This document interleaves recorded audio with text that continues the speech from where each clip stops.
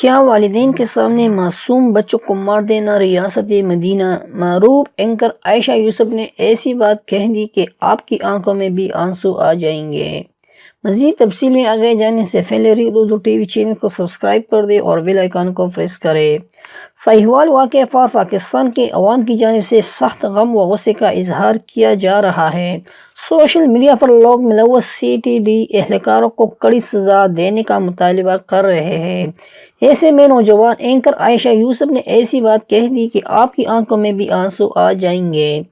نجی T V جی N N سے وابستہ خاتون اینکر عائشہ یوسف نے ٹویٹر پر ساہیوال واقعے پر سخت غم و غصے کا اظہار کیا ہے۔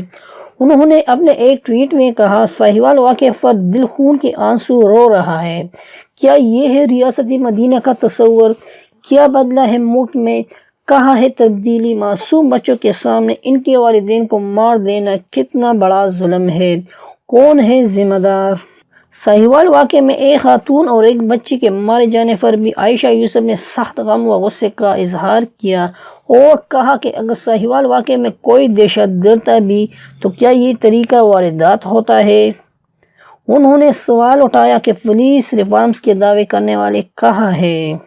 خیال رہے کہ سی ٹی ڈی کی جانب سے ساہیوال اور اوکاڑا کے وسط میں واقع اڈا قادر آباد کے قریب ایک مقابلے کے دوران 4 افراد کو فار کیا گیا ہے۔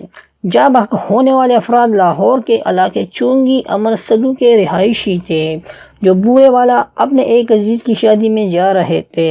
سی ٹی ڈی کی جانب سے جس گاڑی پر فائرنگ کی گئی اس میں 3 انتہائی کم عمر کے بچے بھی ملے موجود تھے، جبکہ جاں بحق ہونے والوں میں ایک خاتون اور ایک 12 سالہ بچی شامل ہے۔ وزیر اعلیٰ پنجاب کے حکم پر واقعے میں ملوث سی ٹی ڈی اہلکار کو گرفتار کر لیا گیا ہے۔